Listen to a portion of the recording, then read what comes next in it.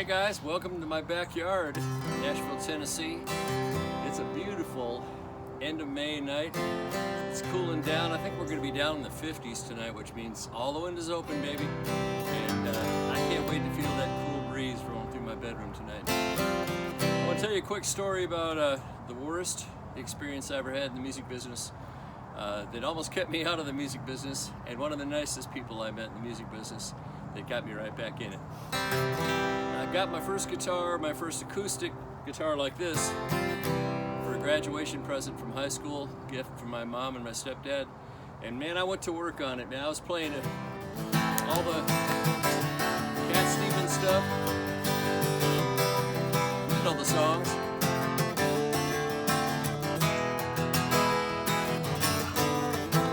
I wasn't playing them that well, but I was hacking away at them with my friends. And went off to college that fall in Marshall, Minnesota. And the college had a great entertainment program. They had big concerts about once a month, and then they had a thing called the Coffeehouse Circuit, and singer-songwriters would come through, and I was just drawn to that. Like, man, I thought that was the coolest thing. And I remember there was a guy that came through, dark hair, and I don't think he wore a cowboy hat, but he was a real serious kind of guy.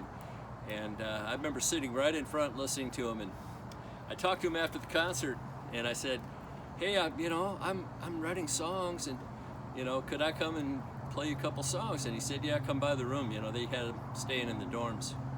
So I got there with my guitar and I played him a song, and I played him a part of another one, and he stopped me and he said, look, your songs are really terrible, and I think you should just quit doing this, quit writing songs and go do something else.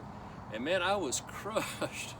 I'm glad I don't remember his name. Maybe he remembers who he was, but oh, if I ever saw him again, I'd thank him for giving me the drive. It was sort of a spanking, and it makes you tougher sometimes. Well, then along came another guy from Canada, and never forgotten this guy, and we're still in touch. What a kind man. His name was Michael Hasek, and he was from Toronto. And he came through and he was playing, I've been on the road a long, long time.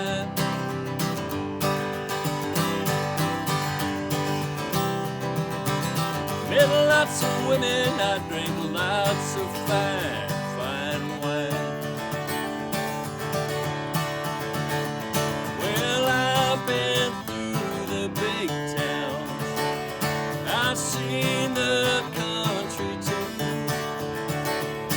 but never have I seen nothing, baby, like you.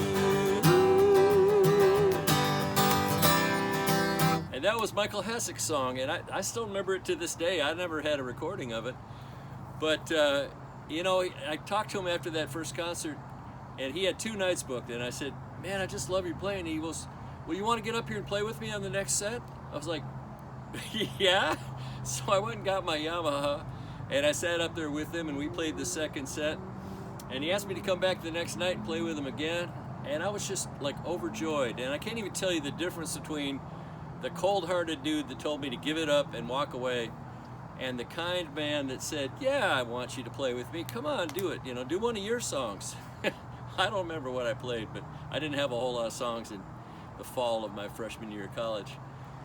And then around Christmas time, I got a phone call from him, and he said, hey, you know what? I'm coming down to Minneapolis to play the University of Minnesota at the Whole Coffee House. If you knew the Whole Coffee House, it was where Bob Dylan had played, the W-H-O-L-E, the Whole. And it was in the basement of Kaufman Union. I hope some of you guys will write comments underneath and say I was there, I saw so-and-so there. It was the place to play on the university campus. And Michael invited me to come up and play the whole night with him, with another wonderful lady fiddle player whose name I've forgotten, but I'm sure she's around too. And I tell you what, that's all it takes, is somebody to be nice to you, to be kind to you, to give you a little encouragement. And I just wanted to thank him, thank the people who have said, yeah, Jeff, you're doing all right. And even today, it really helps when you guys are sending comments and stuff like that. I want to show you guys a couple of cool songwriter chords while we're at it. Yeah, everybody knows they're either A, the D, the G, F, B, F sharp. You know how to do all that bar chords. But the cool stuff in songwriting is when you come up with chords with other notes on. Here's another one that I use a lot, and this is what I call the Nashville B minor. It's, instead of doing this, which is kind of keeping all your fingers busy, you just play that low B, and so you got.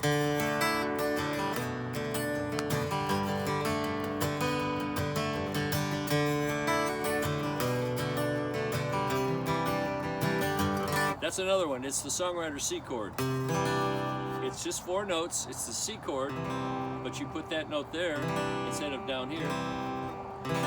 And so you keep that D note ringing through all the chords. You can do it in a lot of songs like that. In fact, my favorite beach is a tropical island with sugar white sand and one palm tree. You'll see that I never lift that finger up there. Little thatch huts on stilts in the water, where we can live easy and barefoot free.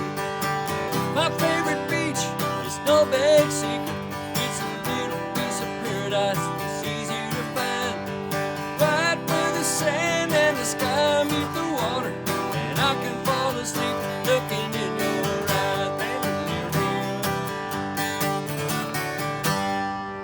a cool little thing for you there. So hey guys, make sure you look over where it says subscribe and hit that little red bar there to subscribe, and click on that little bell to get notified of future things. And I'm going to keep it short. I'm going to keep them coming. This is episode number 4 of Song Stories and Guitars. I hope you guys are enjoying it. Send me suggestions, comments, questions, which I will read in future episodes. And again, enjoy the little fire we got going tonight. It's a beautiful night in Nashville, and I hope it's beautiful where you are. Thanks a lot. Mahalo ke akua.